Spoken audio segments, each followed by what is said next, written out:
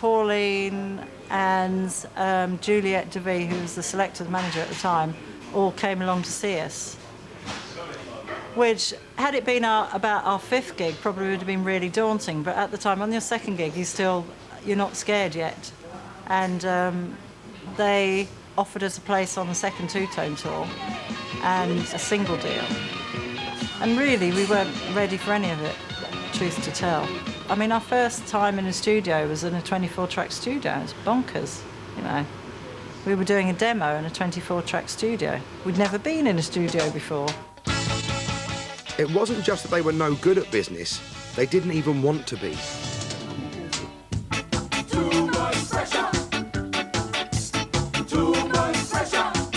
We were our own worst enemies anyway, I make no bones about that. You know, we were an unruly lot and very stupid a lot of the time, and really couldn't deal with that kind of corporate music business end of things, which kids now, young kids in music, kind of deal with at the drop of a hat. I mean, this is no big deal for them. You know, for us, we were done. It's just 14 people. That's all it is. We're trying to organise some sort of a legal way of putting it, but I don't think there is one. When we became directors of Two-Tone along with the specials, that meant there were 14 people as directors. Well, that was never going to work for a start. We had some weird illusion that it might work, but I mean, they were either in America and we were here, or in Europe, and I mean, no one ever really got together. When we did all get together, then we probably argued. They never took a break from each other. Maybe when I had amongst them for 2 years and work all the time. Them didn't take a break, you know. If they're not in America, them in Ireland. If they're not in Ireland, them in Wales. If they're not in Wales, them in Scotland, the Republic of Ireland, Belgium, Germany, you know. Yeah, that band didn't take a break. Where it used to be fun, it started going downhill. But it used to be fun. The period of the specials, around Coventry, everything used to be great. Then after a while, things just seem to die out. It's hard to explain. Jerry Dammer's musical ambitions weren't ever going to be satisfied by reinventing ska. The second Specials album, More Specials, pushed into new sonic landscapes influenced by reggae and the cheesy percussion sounds of piped music. It was a sound that even some of the other Specials found a bit too challenging.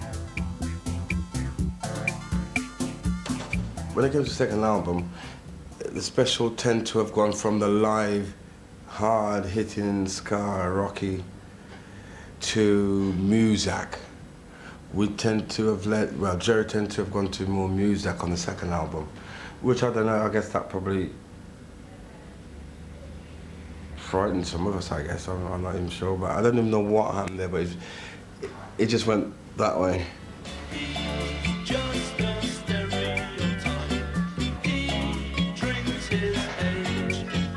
It did seem as it went on, Jerry had a vision and the rest of the band had a struggle finding their place within that vision. The tablets are finished, the cure is complete. But amongst its wider audience, the new sound was appreciated.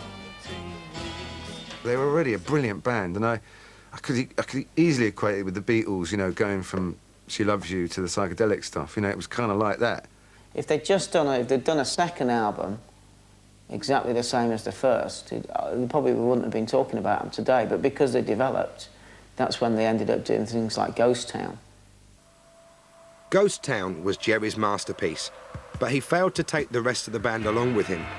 They fought over the recording in the studio, even as rioters fought with police in the world outside. I heard the story of Linville rushing in and going, "What the fuck have you done to the brass? It's all fucking out of tune, it's horrible." And that's what you did hear the first time you heard it. Jesus Christ, nails down the blackboard. But that's what made it such a genius record. In Leeds, the police found they'd run out of riot shields as trouble broke out at dawn.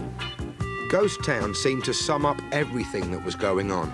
An uneasy peace has now returned to Southall. This storm is coming like a ghost storm. Why must the youth fight against themselves? Tonight, Brixton is tense.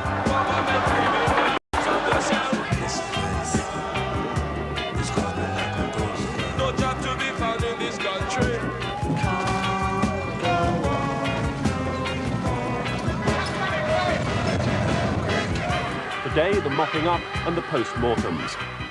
And as the inner cities of England exploded in anger at the police, Terry, Neville and Linville left the Specials to form the Funboy 3.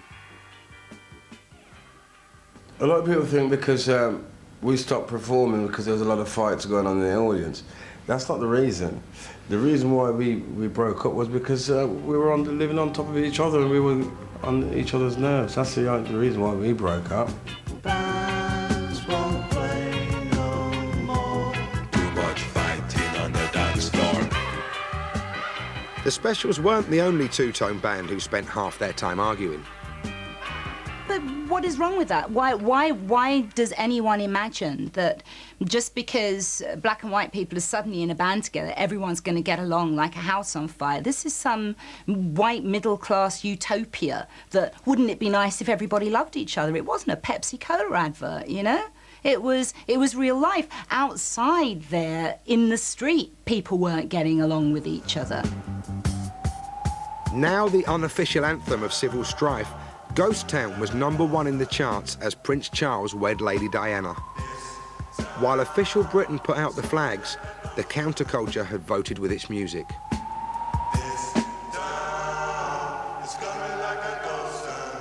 We really need to focus on the place of Ghost Town as a very important kind of cultural event, in not only providing a sort of coincidence that helps to explain that incredible wave of rioting, but also in offering a kind of explanation for it afterwards, and in tapping into all those historic forces that produced it in the first place.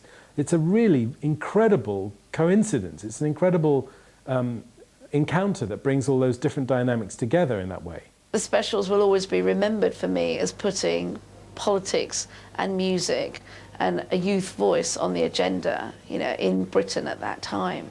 And I think Ghost Town was the seminal song for that period.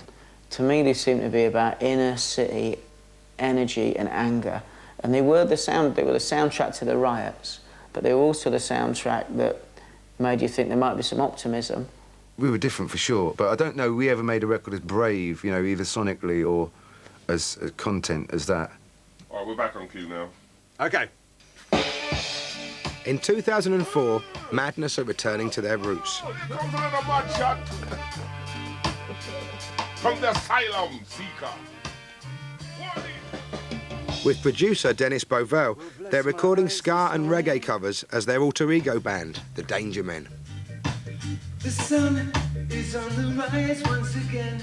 A new-look version of The Beat, without some original members, are also back in business, mindful of how the present connects with the past. Anything can happen. The reason why I reformed The Beat is because I have seen this racism coming back for the last 4 or 5 years, and this kind of music is needed. We need to re-educate the youths, because they don't know nothing. They don't know nothing about getting on with other people. They don't know nothing about love and unity. They will never know the difference. They will grow up and be as racist as their grandfathers and grandmothers were.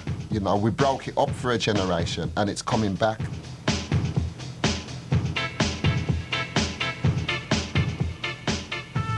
Boomtown, Ghost Town, like Jerry's Soup, it's all in a museum now.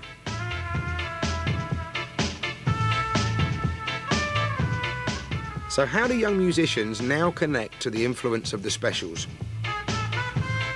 And how does the legacy of two-tone relate to the multicultural landscape of today?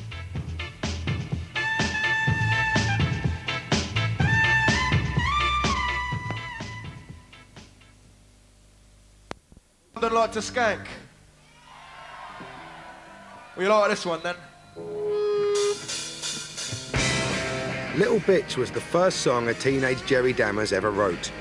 Now it's in the repertoire of the Ordinary Boys, a band from Worthing who weren't even born when Ghost Town was in the charts.